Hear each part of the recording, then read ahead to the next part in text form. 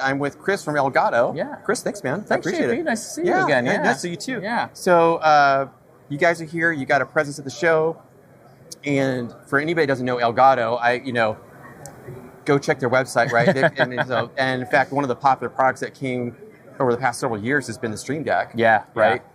And then one of the key highlights here at the show is actually talking about the Stream Deck Studio. Absolutely, yeah. Right? So Stream Deck has had a long, successful life, with the Stream Deck Mark 1, then with Stream Deck Mark 2, then with, the XL, the Plus, the Mini, the Neo that just launched previously last year. And so every time we'd come to events like these, be like, hey, we need a broadcast Stream Deck. We need a PoE Stream Deck. Right. We need something for our racks. And right. over the years, we finally realized now's the time to do so. Yeah. So we launched Stream Deck Studio late last year in September at IBC to great success. We also partnered with the BitFocus team with that makes Companion with their new software buttons. Yeah.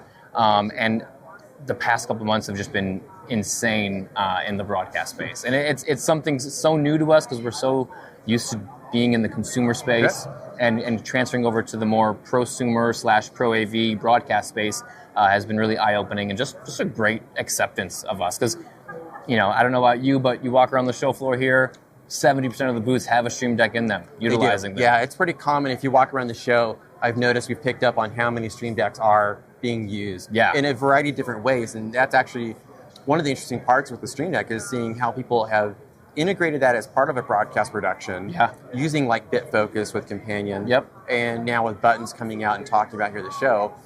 For those that may not be familiar with the Stream Deck Studio, maybe we just take a moment and show them like what it actually kind of does and what you guys are talking about. So I have two in this rack right here. And so it is a 32-key Stream Deck with two RGB encoders here.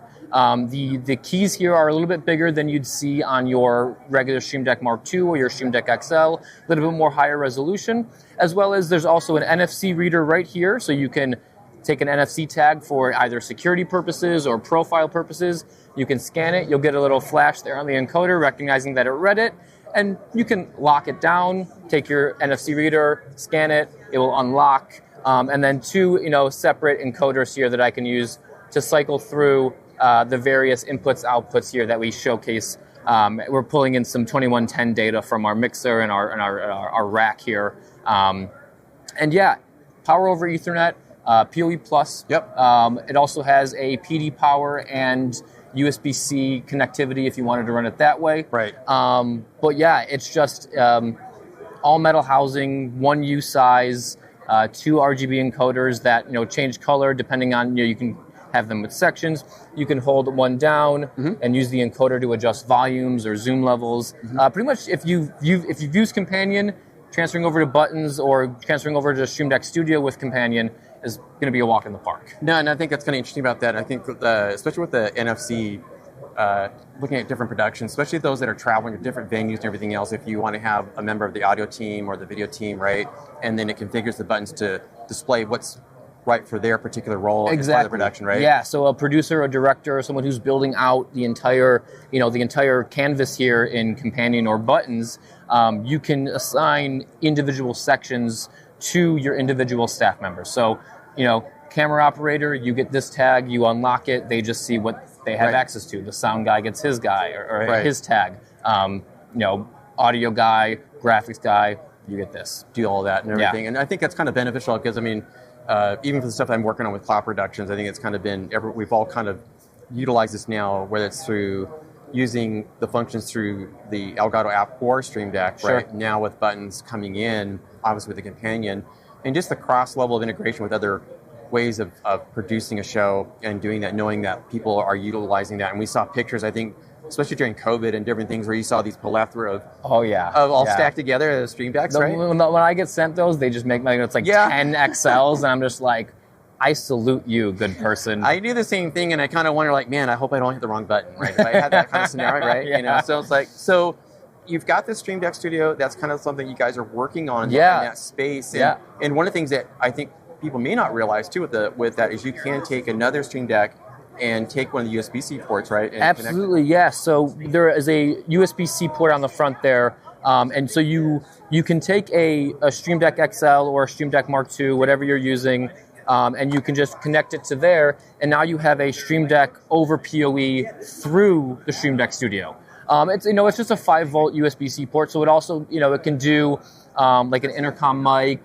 You can charge a lav. It's not super. It's not supercharged, but you can charge a lav, charge a phone, have an intercom mic, connect another Stream Deck. Yeah, it's kind of like a nice little USB-C pass-through there on the front. So you've got the Stream Deck Studio Pro, you've got that connectivity. What else in terms of, you guys have got a lot of different products, different use case type solutions, both from the content creator and those in the space now that are doing remote work from home and other avenues. I've used the Elgato teleprompter and the Prompter Pro product and everything else has been beneficial. Yeah. What other things are you talking about here showing at the show? Yeah, so we have 2 really fun things here at the show. The first one is this little guy. So this is our network dock. This will be announced next month at Computex, but we have it here and shipping in June. And what it is a PoE, essentially a PoE injector that you can put PoE in, take a small 4 to 6 inch USB, and turn any Stream Deck, whether it's the XL, whether it's the Mark II back here, whether it's the Plus, you can turn any Stream Deck into a PoE powered Stream Deck, not just our Stream Deck Studio anymore. That is pretty amazing. Yeah, so we, going back to everyone's, everyone in the broadcast space is like, I love Stream Deck, but I need it PoE. Now you can. There's a solution. There's your solution. So you can basically have the IP network base and then power exactly. it. Yeah. So DHCP automatically assigns it an IP address. Right. Whether you're using Companion or Buttons, it will automatically see it and say, "Hey, I see you have a Stream Deck XL over IP. Sure. Would you like me to connect to it?" Absolutely. You hit yes, you're good to go. And what's really fun is it's kind of designed for the XL, so it will sit real clean, like right in there, and then you can just put the top back on and put a little PoE cable right there, and none the wiser, And so it's really made for that, but it works across every single Stream Deck. It will also come with a little bracket, so you can put it under a desk, put it against a wall, and then you can have it visible to when you see it. I'm excited about you guys. You guys got a lot of cool little devices coming out. And and at the end of the day, I think from a production perspective, we're always looking for ways, different tools in our bag to help make our job a little more efficient. And you guys have been really trying to listen to the market and try to come out with new products, do some partnerships in a variety of different ways. So anything coming up that, that from the show here that you guys, obviously you got the partnership with BitFocus and with the Companion Buttons product. Anything for the audience to go check out in terms that are not at the show, but after NAB as far as going to the Elgato website? I know you've brought some new different products, updates for the Wave mics and different things like that. Yeah. So we just launched, Wavelink 2.0 earlier this year. So it redefines how you do your audio routing within Wavelink software. We are constantly bringing out updates for things like our Camera Hub software, our Stream Deck software. We're constantly updating. Constantly, I don't think there's ever a shortage of, like, when I see something from Elgato, okay, they got something coming up. There's like a preview, right? And you kind of get excited about, okay, what's going to come out next. What's going to come out next, and it's just we have one more thing. I'll show it real quick. Sure. Yeah. But we have these modules also. So they may look familiar because they are just the meat and potatoes of a Stream Deck. So these modules, which will also be announced next week or next month at Computex and shipping in June, you can take this, buy it, you get everything you need without the Stream Deck housing, and then you can incorporate it into your own devices. Or if you want to, out of wood, out of metal, out of 3D printing, create your own housing like I did here. So we have just 3 of the modules in this little acrylic stand. Oh, look at that. And then so we have the XL, the 15 key and the 6 key. Yeah. And you can kind of have fun with it. If you want, you can use the Mini to change the profiles on your XL and then change these up here. So say this is your default, but you need to access a profile that you maybe touch once a day or so. Yeah. You can just hit this one, hit that key, go back to your main. And so you can have fun with it, and kind of the world's your oyster. Right. When you have this, you can lay out a desk and put it in a desk, and so you can kind of have a flush mount and everything, like, so whatever, to just in terms of ergonomics types.